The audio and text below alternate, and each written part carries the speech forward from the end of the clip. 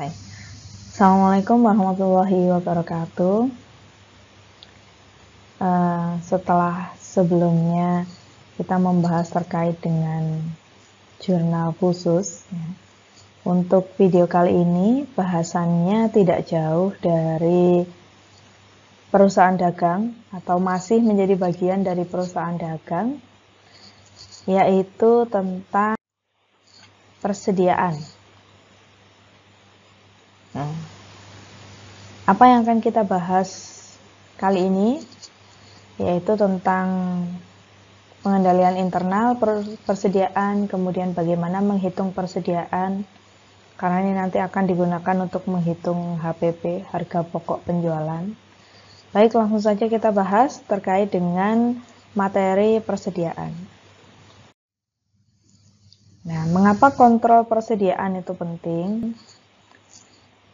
Yang pertama, persediaan itu adalah aset terbesar bagi perusahaan dagang.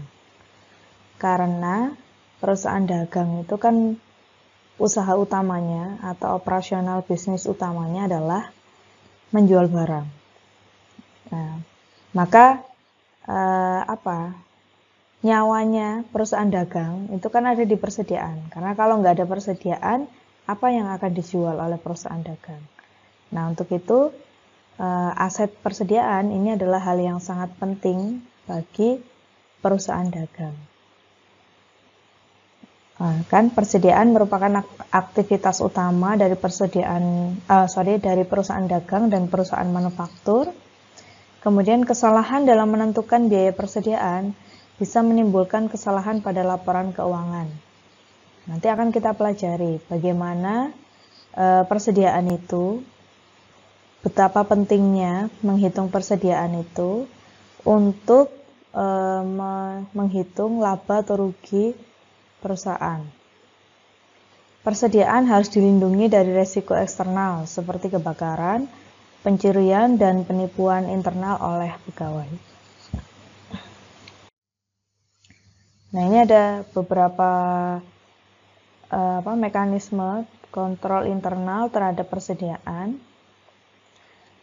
Yang pertama adalah diawali dengan adanya pesanan pembelian. Jika disetujui, maka dibelilah barang itu yang ditandai dengan adanya faktur pembelian barang. Kemudian ini dilaporkan ke dalam laporan penerimaan barang. Kemudian berdasarkan faktur ini atau berdasarkan bukti transaksi ini akan dibuatkan jurnal untuk pembelian barang. Nah, ini jika ada kesalahan pencatatan dalam persediaan barang dagang itu kan termasuk aktiva, ya. Jika persediaan barang dagangan kelebihan, maka harga pokok penjualannya menjadi lebih kecil atau kekecilan. Jika HPP-nya terlalu kecil, maka laba kotor dan bersihnya kelebihan. Ekuitas pemilik akhir kelebihan, kebanyakan. Nah, ini dampaknya di sini.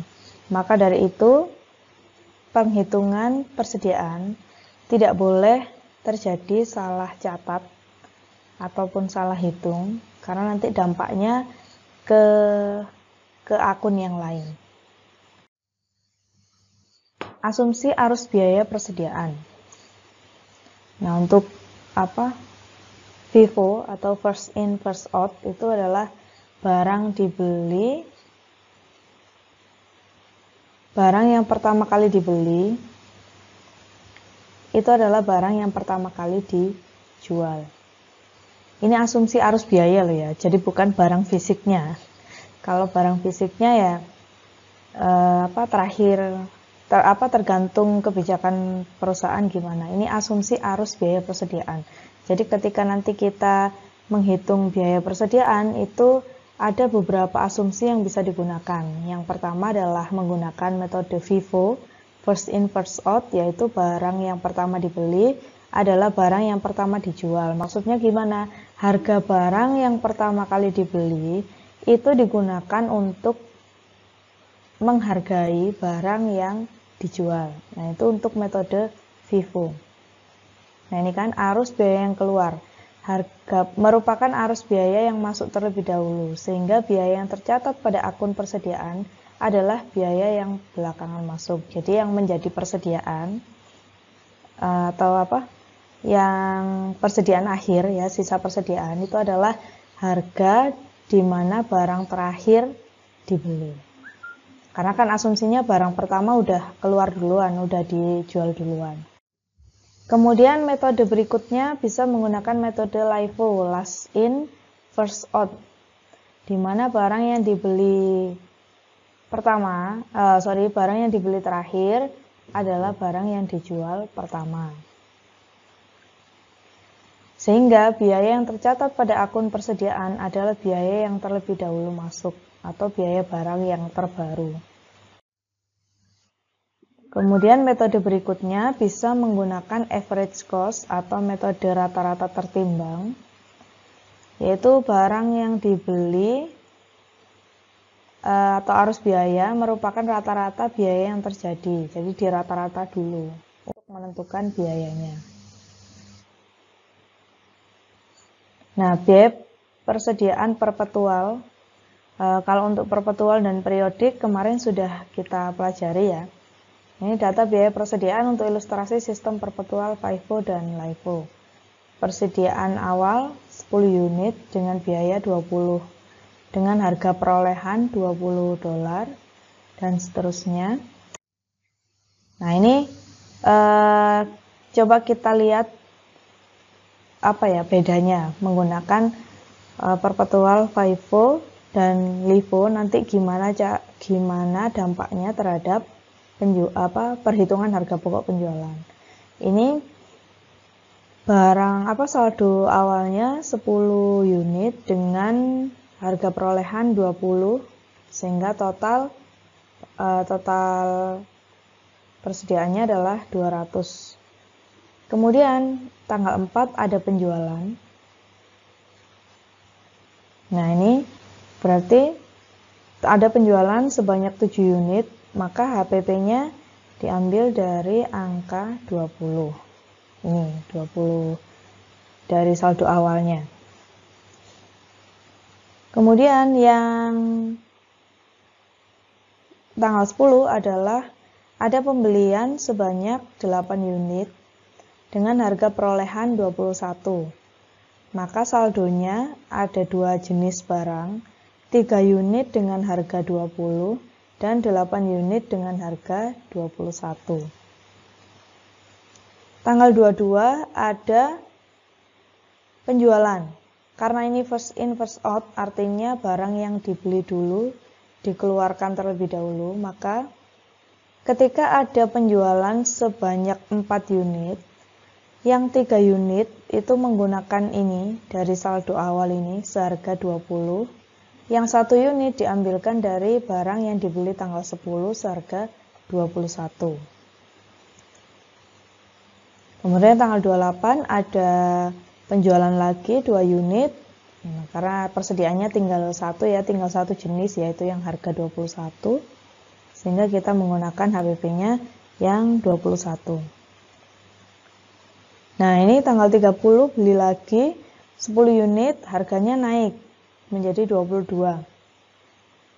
Sehingga saldo persediaannya ada 2 jenis lagi, yaitu HPP 21 dan HPP 22. Total pembelian 18 unit dengan harga 388 totalnya. Penjualan 13, total HPP-nya 263, saldonya 15, total HPP-nya 325. Ini untuk yang metode perpetual FIFO. Nah, kalau yang LIFO gimana? Nah, ini sama ya, saldonya sekian, kemudian ada penjualan sekian, ada pembelian tanggal 8 dengan harga 21. Nah, bedanya nampak di sini. Ketika ada tanggal 22 itu ada penjualan sebesar 4 unit harga pokoknya tidak menggunakan yang 20, melainkan langsung menggunakan yang 21. Karena asumsinya adalah last in first out. Jadi barang yang dibeli belakangan itu yang dikeluarkan duluan. Jadi asumsinya adalah arus biayanya atau harga perolehannya itu menggunakan barang yang dibeli belakangan. Berikutnya tanggal 28 ada penjualan lagi sebesar 2 unit.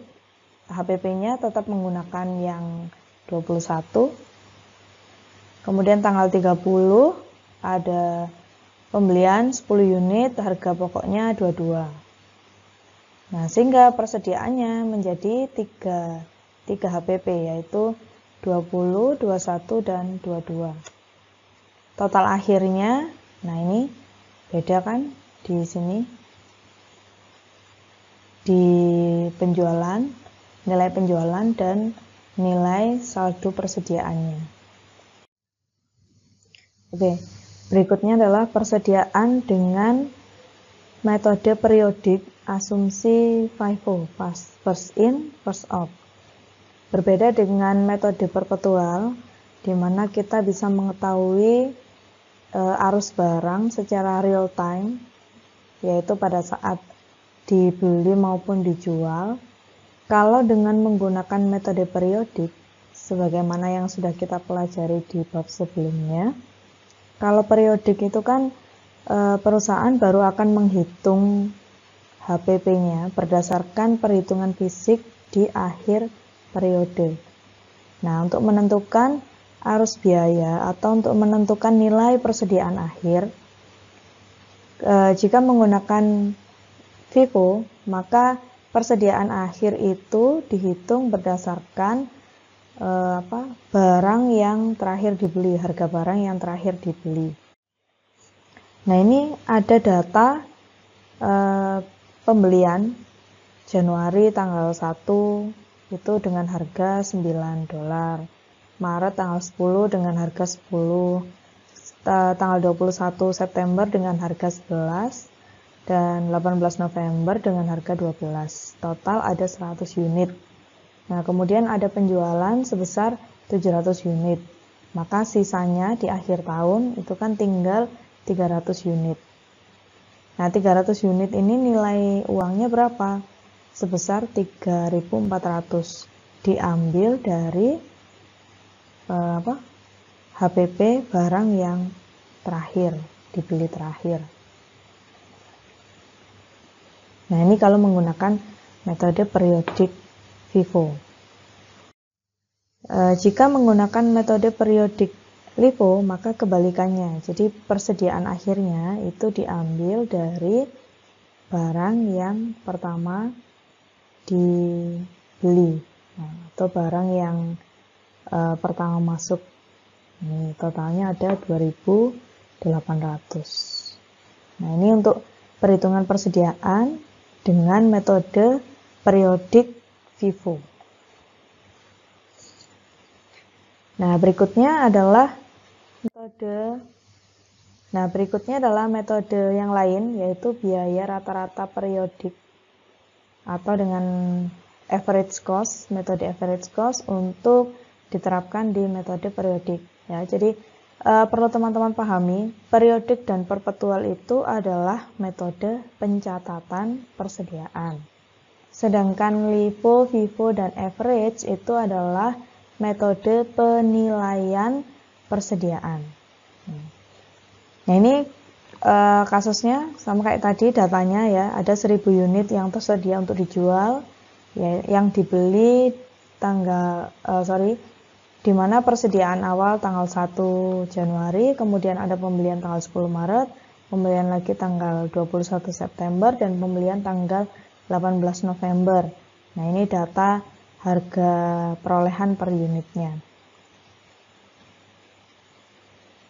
Kemudian untuk penilaian dengan metode biaya rata-rata didasarkan pada rata-rata biaya dari barang yang serupa.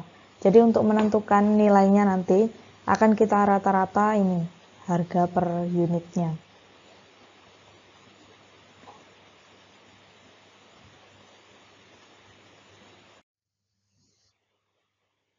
ini kan unit ada 1000 unit dengan harga total 10.400.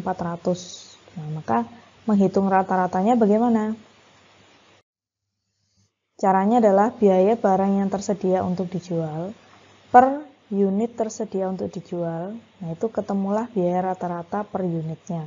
Tadi kan total HPP-nya 10.400. Jumlah unitnya 1000. Maka rata-rata per unitnya adalah 10,40. Nah, tadi persediaan akhirnya 300 kan? 300 dengan berapa dengan nilai berapa? Kalau 300 unit kita kalikan dengan biaya rata-rata per unitnya 10,40. Sehingga persediaan akhirnya 3.120, HPP-nya 7.280. Nah, untuk ngecek jumlah ini, kalikan 700 unit yang terjual dengan 10,40 menghasilkan jumlah yang sama, yaitu 7.280. Nah, ini untuk menghitung biaya dengan menggunakan average cost atau biaya rata-rata. Kemudian ada metode lain yang bisa digunakan untuk menghitung atau menilai persediaan, yaitu pada biaya atau harga pasar mana yang lebih kecil. Jadi menghitung persediaannya itu dengan cara dibandingkan dengan harga pasar. Nah, ini kan total harga pasar, biayanya, harga perolehannya 4.100, sedangkan harga pasarnya 3.800. Maka yang diakui sebagai nilai persediaan yang mana? Yang lebih rendah. Nah, ini metode lain, selain metode alternatif selain dari 3 metode di awal tadi. Kemudian penyajian persediaan barang dagangan pada neraca. Jadi di neraca itu persediaan barang dagangan dimasukkan ke dalam klaster aset lancar ya, karena barang dagangan itu kan termasuk aset yang liquid, sehingga masuknya di setelah piutang persediaan barang dagangan disajikan sebesar nilai yang dapat direalisasi, nilai bersih yang dapat direalisasi. Makanya tadi kenapa penghitungan persediaan itu tidak boleh salah catat, karena nanti akan mempengaruhi performa dari laporan keuangan perusahaan tersebut. Baik, itu dulu yang bisa saya sampaikan. Nanti kita lanjut dengan latihan soal. Jika ada pertanyaan yang ingin ditanyakan atau didiskusikan, silakan disampaikan. Saya Umi Nandiro, saya akhiri. Wassalamualaikum warahmatullahi wabarakatuh.